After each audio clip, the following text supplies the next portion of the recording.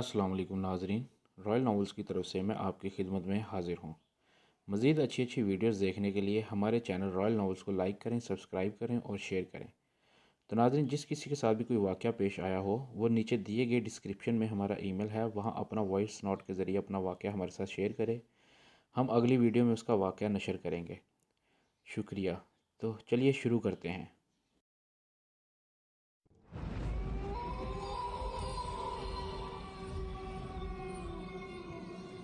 आज की कहानी का नाम है ठंडी सड़क। ये वाक़या पूरी तरह हकीकी वाक़यात में से एक है। हमारे साथ ये खौफनाक वाक़या हुआ, लेकिन वहीं पर बहुत से लोग भी कहते हैं कि ये सब झूठ है, ऐसा वैसा कुछ नहीं होता और ऐसी चीज़ें सिर्फ़ किस्से कहानियों में ही होती हैं, और शायद मैं भी ऐसा ही था। लेकिन मैं समझता हूँ कि ये कुछ तो होता है जिससे बहुत से लोग घबरा जाते हैं। जदीद साइंस और टेक्नोलॉजी का दौर है, फिर भी बहुत से लोग आज भी कहीं ना कहीं से डरावने वाक़ये से खौफज़दा नज़र आते हैं। इसकी वजह यह भी है कि जैसे हम लोग इस दुनिया में मौजूद हैं, इस तरह और भी बहुत सी मखलूक़ात इस दुनिया में हमारे इर्द गिर्द मौजूद हैं। इनमें से कुछ तो वो मखलूक़ात हैं जिनको हम देख सकते हैं, जैसा कि जानवर, चरिंद परिंद, कीड़े मकोड़े, समुद्री मखलूक़ात वगैरह वगैरह। लेकिन कुछ मखलूक़ात ऐसी भी हैं जिनसे हम डर भी जाते हैं, जैसा कि जंगली जानवर, शेर, चीता, भेड़िया, सांप, बिच्छू वगैरह वगैरह, क्योंकि ये सब मखलूक़ात को हम साफ साफ देख सकते हैं। लेकिन इस दुनिया में बहुत सी चीज़ें ऐसी भी हैं जिनको शायद आज तक हमने देखा ही नहीं है, हर जिनको हमने आज तक देखा ही नहीं है, पर वो इस दुनिया में हमारे साथ मौजूद हैं।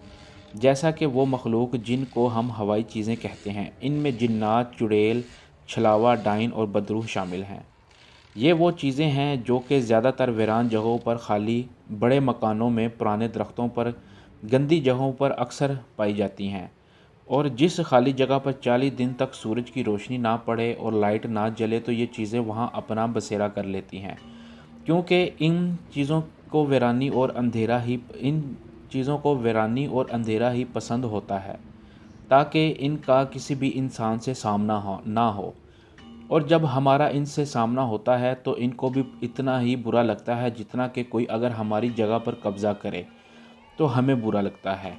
इस वजह से ये हमें वहाँ से डरा कर भगाने की कोशिश करती हैं, ताकि हम इस जगह को छोड़ दें और वो अपना बसेरा कायम रखें। और दोस्तों, इनमें भी बहुत सी इकसाम होती हैं, जिनमें से कुछ तो इंसान को सिर्फ डराती हैं और कुछ ऐसी भी हैं जो कि इंसान को नुकसान भी पहुंचा देती हैं। और ऐसी चीज़ें अक्सर हमें अकेले में ही डराती हैं, जैसा कि हम जब अकेले किसी सुनसान जगह से गुज़र रहे हों तो अचानक से इस जगह पर किसी खौफनाक आवाज़ आने से हमारे रोंगटे खड़े हो जाते हैं। तो इसका मतलब होता है कि आप इस चीज़ की हदूद में से गुज़र रहे हैं, और ये ज़रूरी नहीं कि वो जगह सिर्फ घर से बाहर ही हो, बल्कि ये जगह कोई भी हो सकती है। जैसे कि आप घर का कोई ऐसा हिस्सा जहाँ पर आप रात में कम ही जाते हैं, स्टोर रूम, बेसमेंट, छत वगैरह। तो कभी कभी हम इनको देख नहीं पाते, लेकिन इनको महसूस ज़रूर कर लेते हैं।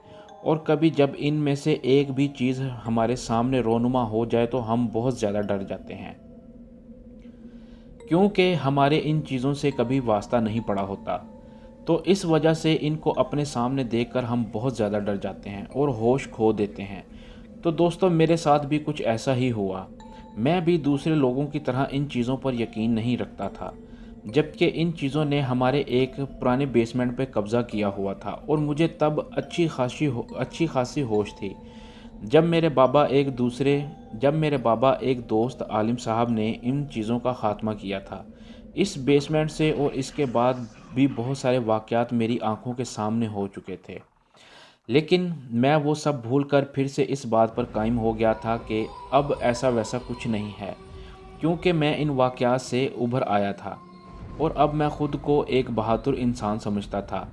और यही चीज़ मैं अपने दोस्तों को सिखाना चाहता था। जब भी कोई दोस्त मुझे इन चीज़ों के बारे में बताता तो मैं इसका मजाक उड़ाया करता था।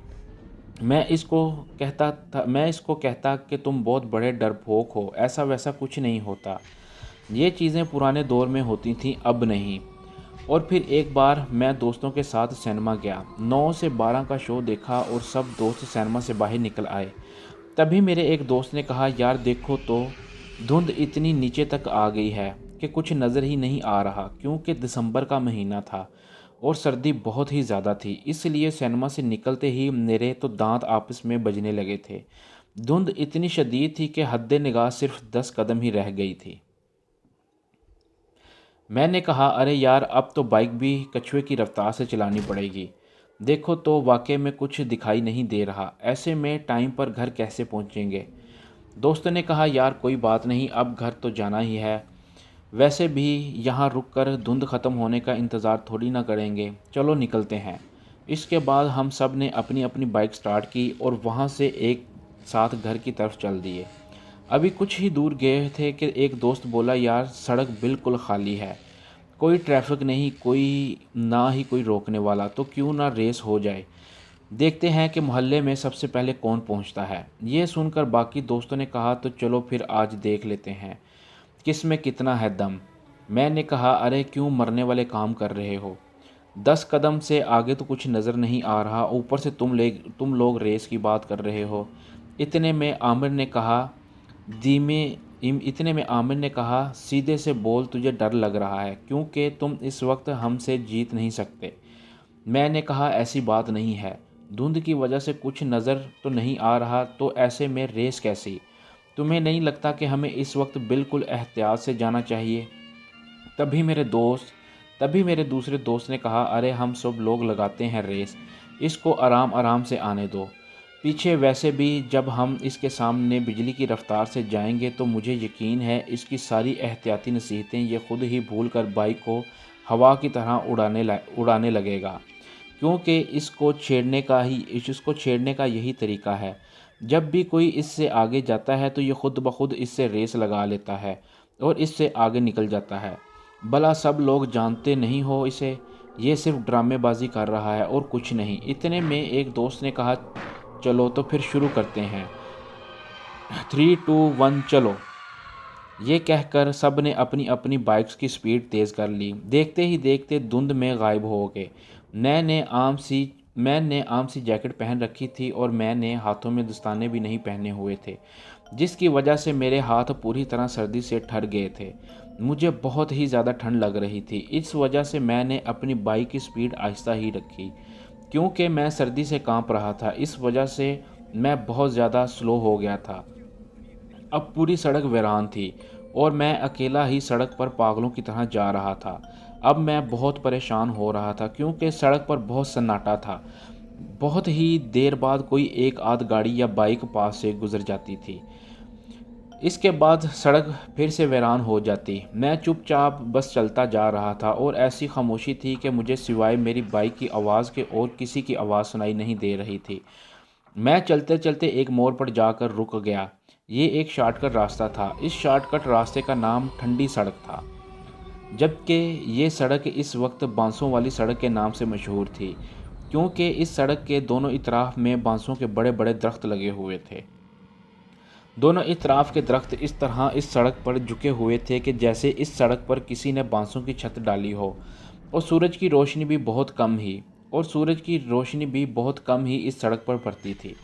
बस यूँ समझ लो ये सड़क एक बहुत बड़ी सुरंग की तरह थी, जो दरख्तों से पूरी तरह ढकी हुई थी। मैंने सोचा, अगर मैं बांसों वाली सड़क से जाऊं तो जल्दी अपने दोस्तों तक पहुंच जाऊंगा, क्योंकि मेरे दोस्तों जाना तो धर्मपुरा ही था। क्योंकि मेरे दोस्तों ने जाना तो धर्मपुरा ही है। वो सीधा मार रोड की तरफ से धर्मपुरा जाएंगे। मैं इनके पास पहुंच जाऊंगा। लेकिन इसके साथ साथ थोड़ा घबरा भी रहा था, क्योंकि ये सड़क पहले ही अजीबोगरीब वाक़यात से बहुत बदनाम थी। बहुत से लोगों से मैंने इस सड़क के बारे में सुना था कि इसके रास्ते पर बहुत सी हवाई चीज़ों का बसेरा है। इनका ये भी कहना था कि जो भी रात 7 बजे के बाद इस सड़क से गुज़रता है, इसके साथ ज़रूर कुछ अनहोनी हो जाती है। काफ़ी लोग तो इस सड़क से दिन के वक्त भी नहीं गुज़रते थे, क्योंकि वो इस सड़क को लेकर बहुत डरे हुए थे। क्योंकि इस सड़क के दोनों इतराफ में कोई आबादी नहीं थी, बस कुछ जंगल नुमा झाड़ियाँ और बांस के दरख्त ही थे। बस कुछ दूर जाकर एक साइड पर पुराना सा कॉलेज था, पर इस कॉलेज में जाने का रास्ता भी नहर वाली साइड पर था। यानी इस सड़क पर सिर्फ कॉलेज की पीछे वाली दीवार ही थी। اور رات 7 بجے کے بعد یہاں سے کوئی نہیں گزرتا تھا، جبکہ میں تو تقریباً رات 12:38 کے قریب اس سڑک پر کھڑا تھا۔ پھر میں نے سوچا یار میں تو ایسے ہی ڈر رہا ہوں، لوگوں کا کیا ہے، لوگ تو ایسے ہی سنی سنائی باتوں پر یقین کر لیتے ہیں، جبکہ میرے نزدیک یہ صرف افواہیں ہیں۔ یہ سوچ کر میں اس سڑک پر چل پڑا اور آہستہ آہستہ بائک چلاتا ہوا آگے بڑھنے لگا۔ اس سڑک پر دھند اور بھی زیادہ تھی۔ میں بائک کی لائٹ میں ہی تھوڑا بہت نظر آ رہا تھا۔ میں ابھی تھوڑا دور ہی گیا تھا کہ مجھے ایسے لگا کہ سڑک کے بائیں طرف کوئی سفید کپڑے پہن کر کھڑا ہے، لیکن مجھے صاف دکھائی نہیں دے رہا تھا۔ میں بائک کی سپیڈ بالکل کم کر لی اور تھوڑا اور آگے گیا۔ بائک کی لائٹ اس سفید کپڑے والی چیز کی طرف ڈالی تو دیکھا کہ سڑک کے بائیں طرف ایک بہت ہی خوبصورت اور دلکش سفید لباس پہنے ایک عورت کھڑی ہے۔ اس کے کالے گھنگرالے لمبے لمبے بال تھے جو کہ اس نے کھلے چھوڑے ہوئے تھے۔ اس کا چہرہ بہت ہی پرکشش اور خوبصورت تھا۔ اس نے بہت ساری جیولری پہن رکھی تھی۔ ایسا لگ رہا تھا کہ یہ کسی امیر ترین گھرانے سے تعلق رکھتی ہے۔ پھر میں نے سوچا کہ یار رات کا 1 بجنے والا ہے، یہ عورت اس ٹائم یہاں کیا کر رہی ہے؟ یہ یہ بھی ہو سکتا ہے کہ یہ کوئی 2 نمبر عورت ہے جو کہ رات کو دھندا کرنے نکلی ہے، یا پھر یہ کوئی ڈاکوؤں کے ساتھ ملی ہوئی عورت ہوگی جو لفٹ لینے کے بہانے لوگوں کو لوٹ لیتی ہوگی۔ اس کے ساتھ یہاں آس پاس ہی چھپے ہوں گے۔ میں نے بائک کی سپیڈ اور زیادہ سلو کر لی۔ میں بہت دھیرے دھیرے یہ سب سوچتا ہوا اس کی طرف بڑھا۔ اس کے اور میرے بیچ صرف 10 قدم کا فاصلہ رہ گیا تھا، تو میں نے بائک سڑک کے دائیں طرف کر لی اور روک لی، جبکہ وہ سڑک کے بائیں طرف بھی کھڑی تھی۔ میں نے سوچا اگر میرے ساتھ کچھ بھی برا ہونے لگا تو مجھے بھاگنے میں آسانی رہے گی۔ اس وجہ سے بائک میں نے سٹارٹ ہی رکھی۔ میں نے دور سے ہی بائک پر بیٹھے ہوئے اس کو پوچھا کہ کون ہو تم؟ اس نے مجھے کوئی جواب نہیں دیا۔ میں نے سوچا شاید اس کو میری آواز سنائی نہیں دے۔ میں نے 4 قدم بائک اور آگے لے لی اور پھر سے تھوڑا اونچی آواز میں کہا کون ہو تم؟ یہاں کیا کر رہی ہو؟ لیکن اس نے پھر سے کوئی جواب نہیں دیا۔ اب میں تھوڑا گھبرانے لگ گیا تھا کیونکہ میں سوچ رہا تھا کہ یہ مجھے جواب نہیں دے رہی، اس کا مطلب ضرور کوئی نہ کوئی گڑبڑ ہے۔ اس کے ساتھ میں ادھر ادھر بھی دیکھ رہا تھا کہ کہیں اس کے ساتھی تو نہیں آ رہے۔ میں نے آخری بار اونچی آواز میں کہا دیکھو اگر تم نے ابھی جواب نہیں دیا تو میں پھر جانے لگا ہوں۔ تو اس نے اچانک سے رونا شروع کر دیا اور روتے ہوئے بولی میں بہت مشکل میں ہوں۔ میں اپنے شوہر کے ساتھ اپنے رشتہ داروں کی شادی کی تقریب سے واپس آ رہی تھی کہ اچانک سے ہماری بائک پنچر ہو گئی اور ہم پیدل چل رہے تھے کہ میں تھک گئی۔ تو میرے شوہر نے مجھ سے کہا تم یہاں رکو، میں جلدی ہی کہیں سے پنچر لگوا کر لاتا ہوں۔ میں تب سے یہاں کھڑی ہوں، پر میرا شوہر ابھی تک لوٹ کر نہیں آیا اور اس سنسان جگہ پر مجھے بہت ڈر لگ رہا ہے، کہیں کوئی چور ڈاکو مجھے کوئی نقصان نہ پہنچا دے، اور اس وجہ سے مجھے بہت رونا آ رہا ہے۔ اس کی باتیں سن کر میرے دل میں رحم آ گیا۔ میں بائک سے اتر کر اس کی طرف گیا۔ پھر میں نے کہا دیکھیں آپ روئیں مت، مجھے یہ بتائیں کہ آپ کا شوہر کس طرف گیا ہے؟ تو اس عورت نے دھرم پورہ کی طرف اشارہ کرتے ہوئے کہا کہ وہ ادھر کی طرف گئے ہیں۔ تو میں نے اس عورت سے کہا اگر آپ کو برا نہ لگے تو آپ میرے ساتھ بیٹھ جائیں، میں آپ کو دھرم پورہ اتار دوں گا، پھر آپ ادھر سے اپنے گھر چلی جانا، کیونکہ دھرم پورہ میں اس ٹائم بھی آپ کو رکشہ وغیرہ مل ہی جائے گا۔ ویسے بھی میں بھی دھرم پورہ ہی جا رہا ہوں، تو اگر جانا ہے تو بتائیں۔ اس عورت نے اپنی آنکھوں سے آنسو پوچھتے ہوئے کہا آپ کا بہت بہت شکریہ، آپ مجھے بس رکشہ تک لے جائیں، آگے میں خود ہی چلی جاؤں گی۔ میں واپس بائک کی طرف گیا اور بائک سٹارٹ کر کے اس کے پاس لے آیا۔ وہ بائک پر بیٹھ گئی، پھر ہم وہاں سے چل پڑے اور اچانک سے مجھے بہت زیادہ ٹھنڈ لگنے لگی۔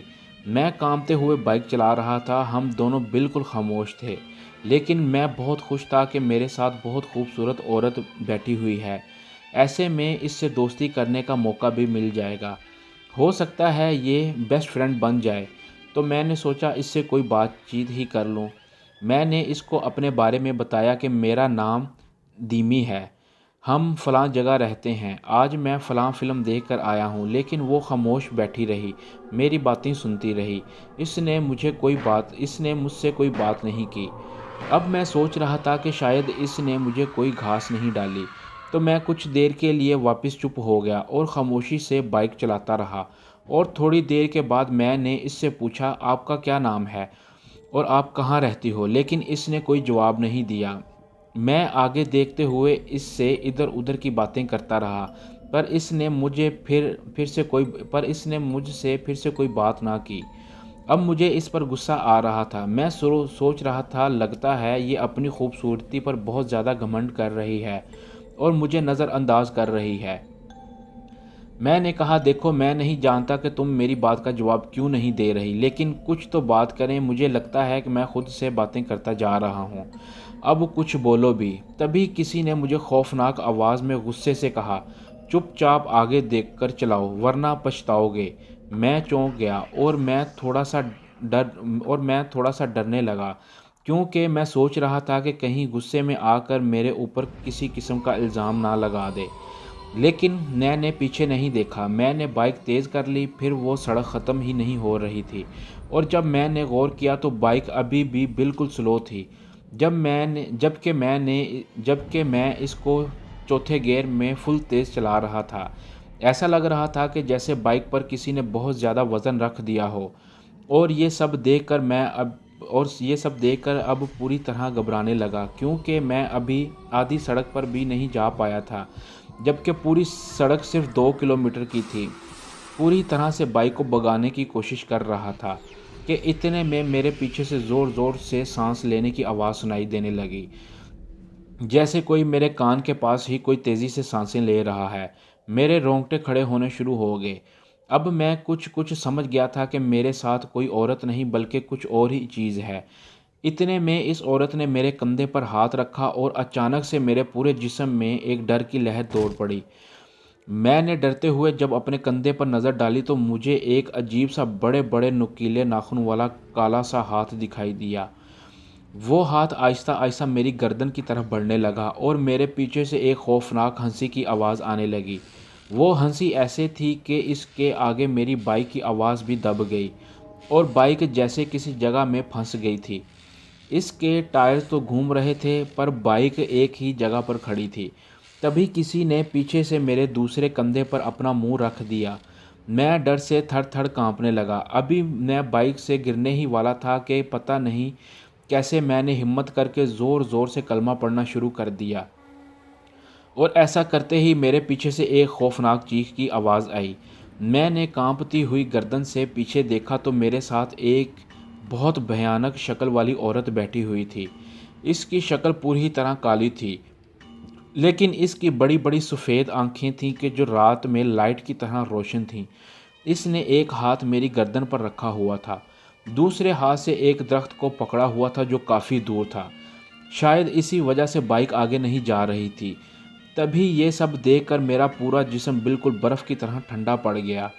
میں اور زیادہ اونچی آواز میں کلمہ پڑھنے لگا اور اس نے میری گردن کو چھوڑ دیا۔ میں نے جلدی سے کلمہ پڑھتے ہوئے بائک کو پوری طرح ریس دی تو وہ عورت بائک سے نیچے گر گئی اور اچانک سے بائک فل سپیڈ سے آگے بڑھنے لگی اور بائک بالکل آگے بڑھنے لگی اور ہلکی ہلکی ہو گئی۔ میں نے پھر پیچھے مڑ کر نہیں دیکھا اور 5 منٹ میں ہی دھرم پورہ کے چوک میں جا پہنچا اور بنا روکے ہی گھر چلا گیا۔ اب وہ چیز کہاں تک میرے پیچھے بھاگی ہوگی مجھے کچھ نہیں پتا، بس اتنا پتا ہے کہ اس دن مجھے فوراً سے بہت تیز بخار ہو گیا تھا، اور اس دن کے بعد میں نے دوبارہ کسی کا بھی مذاق نہیں بنایا، کیونکہ میں جان چکا ہوں کہ واقعے میں ہی ہوائی چیزیں ہر دور میں ہوتی ہیں اور ان کو کبھی بھولنا نہیں چاہیے۔ تو ناظرین، یہ تھا آج کا واقعہ۔ دوستو، واقعہ پسند آیا ہو تو کمنٹس کر کے لازمی بتائیے گا۔ اللہ آپ کے تمام گھر والوں کو ہمیشہ خوش و خرم رکھے، آمین ثم آمین یا رب العالمین۔ مزید اچھی ویڈیوز دیکھنے کے لیے ہمارے چینل رائل ناولز کو لائک کریں، سبسکرائب کریں اور شیئر کریں، اور بیل آئیکن پر کلک کرنا نہ بھولیے۔ اگر کسی کے ساتھ کوئی واقعہ پیش آیا ہو تو نیچے دیے گئے ڈسکرپشن میں ہمارا ای میل ہے، وہ اپنا واقعہ وائس نوٹ میں ہمیں میل کرے، ہم اس کا واقعہ اگلے دن اپنے ویڈیو میں نشر کریں گے۔ شکریہ.